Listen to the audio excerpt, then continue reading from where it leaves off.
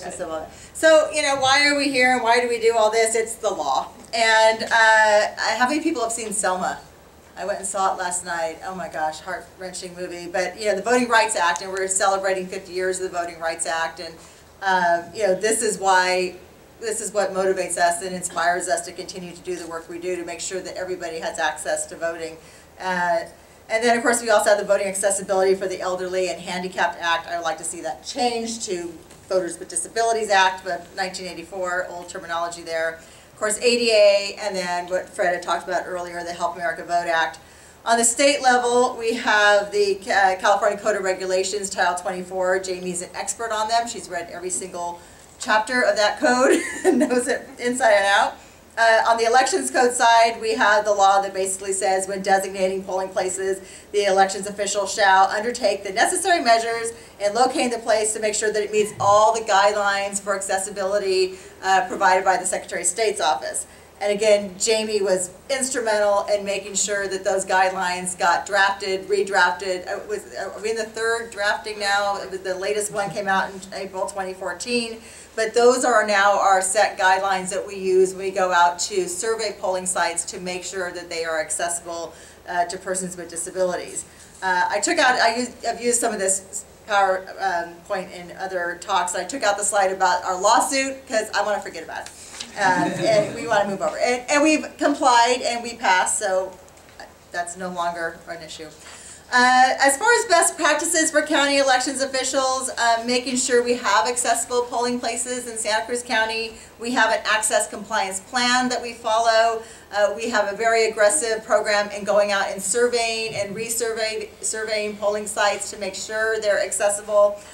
We have a how-to binder. Jamie started that for us. They're blue binders, and inside the blue binder are pictures, diagrams, written explanation of exactly how to set up a polling site, from path of travel to getting inside to setting up your equipment and your voting booths to make sure that everything is accessible. And we have a number of mitigation measures. Did I hear Padilla right that we get another $20,000 coming to our county? Is that what you guys heard? When is that check in the mail? Because we are ready to spend that, because the mitigation measures do get expensive to do the temporary thresholds, the ramps, the cones, to create accessible parking places, mats, temporary accessible door hardware, signage. The reality is we have to do all these mitigation measures because we're using facilities that are not accessible. So even though the Office of the State Architect is the venue that has to, the department that has to approve every school site that gets developed in our state and make sure that it's accessible, they build schools that are not accessible. So then we go in and use that school site for a polling site. We have to mitigate it so it does meet the requirements of ADA and Title 24. As far as staffing and training goes, we do have somebody who is in charge of our access program on staff, and we have worked with private consultants in the past as well. On election day, we have rovers. I think a lot of counties utilize rovers to go out that are your eyes and the ears out in the polls on election day. So they're assigned a small number of polling sites that are theirs, that they drop by. They have pre-contact with the inspector. They're there on election day. They have information on how things should be set up. They use the blue binder to make sure those cones stay in place and the path of travel stays available and open, and that everything is set up in accordance with how it's supposed to be. And we do a lot of training as well, and every time I learn something all the time. So I think we got to get a new EDD handout, because it still talks about using mental retardation, but you say no, that's not a word that we want to use. But this is an old handout that we have used in the past. And then Secretary of State's office put out one on the disability sensitivity at the polls, and these are available outside if you want to take one of those home. One thing we do in Santa Cruz County that I think is really great is that we do not put poison stickers on touchscreens. So the unit that allows a voter to vote independently and privately is available to every voter. Every voter who comes in is offered paper or touchscreen, their choice. We don't ask any questions. And what we do also is that we have voting equipment labs, where our poll workers come in and they do either a full-on training or a refresher course, or just come in and play with the equipment, figure out how to turn it on, turn it off, how to activate an audio ballot, how to deactivate it. So we have those labs available for our poll workers, so they have no fear of going out and deploying the equipment as it's intended. Tools for access, we make sure our polling sites have magnifying glasses, the easy grip devices. We do provide MP3 files online, our website, and other formats for an accessible sample ballot book, and the state voter guide has them as well. They keep sending me those tapes. Are you guys getting those tapes too, like tapes? Like, I don't know, we had some old tapes sitting around. But that's really not the format that people are using anymore. And to make sure that every voter, every polling site has the accessible unit set up from the time the polls open until they close. And we do the disability awareness training for our poll workers. Our stat sheet here, I know it's more than 4 rows by 4 columns, I'm sorry, and it's probably way over color coded, but it's just basically a representation of how we deploy our DRE in Santa Cruz County, where on average, 8.34% of all of our votes are cast, and the poll votes, people actually go in the polls, 18.31% on average is the number of voters who do cast their ballot on the touchscreen at the polls. So that is a larger number than some counties.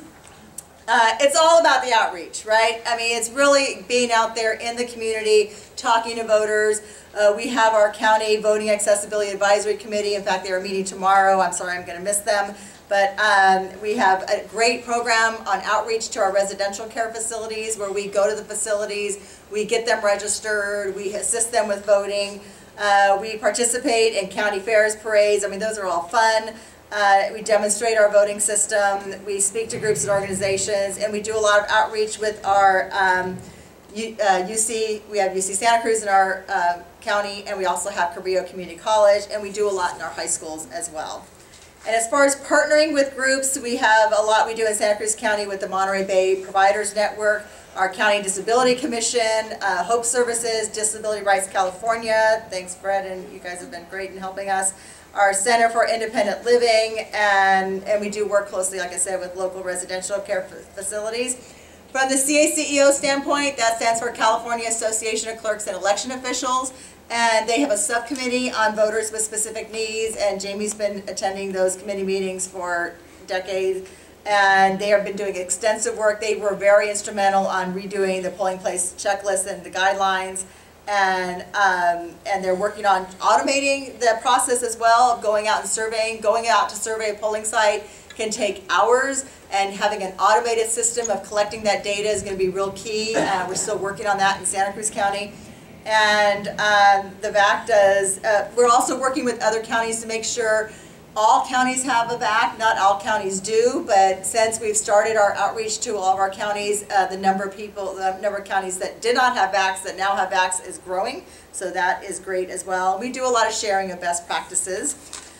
Just to touch on the website accessibility, absolutely, I love all your information, and we need to do more. When you're in a small county like Santa Cruz County, there's not a lot of us to do the work. So I have Martin, who's attending this conference today. Did you see Martin? He's here.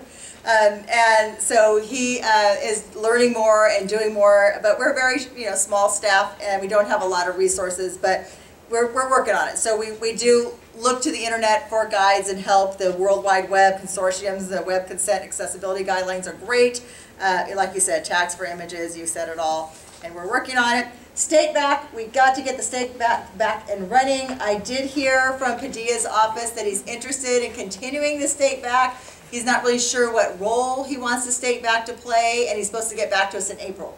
So that's the latest I heard from that. But they have done a lot of work in the area on the statewide basis to make sure that we have participation and for voters with disabilities. And then, oh my gosh, I'm running out of time. Challenges, lots of challenges. Making sure that we have the polling sites. We don't own those facilities, so they do change on us all the time. We'd love to be consistent, election after election. It's just hard. We actually don't. I think we have one polling site in our county that is totally, completely accessible. The rest are not. So every polling site requires mitigation. And let me see. While some schools are supposed to be available for voting, but the reality is, I know you say soft, but that's. But the reality is that when we do call the schools, they don't like us on their campuses so much anymore because they have security concerns about people, coming on campus and causing mayhem. And we're still working with the other counties to get VACs in place. And then just real quick on the voting equipment, and we need help in the area of voting equipment because it is antiquated, it is falling apart, and we can no longer find the pieces to put it back together again with our chewing gum and baling wire and duct tape and whatever else we might use. I mean, Jamie, this is your example when you were trying to get the audio units. It took us 2 years to get more audio units because they just don't manufacture them anymore. So with the new Secretary of State, I'm hoping for great work. Our work continues. This was a quote from the, are you doing all that? Oh, you're good. I forgot all about the PowerPoint. But the Presidential Commission on Election Administration was great. The population of voters with disabilities is large and growing. We've learned that today. Issues of voting and accessibility, therefore, are not one for a discrete subset of the population. Rather, they are the issues that many, if not most voters, may experience at some point in their lives. I need glasses too. And here's the resources that I have listed there that you may want to visit. And I did all that without taking a breath. Okay.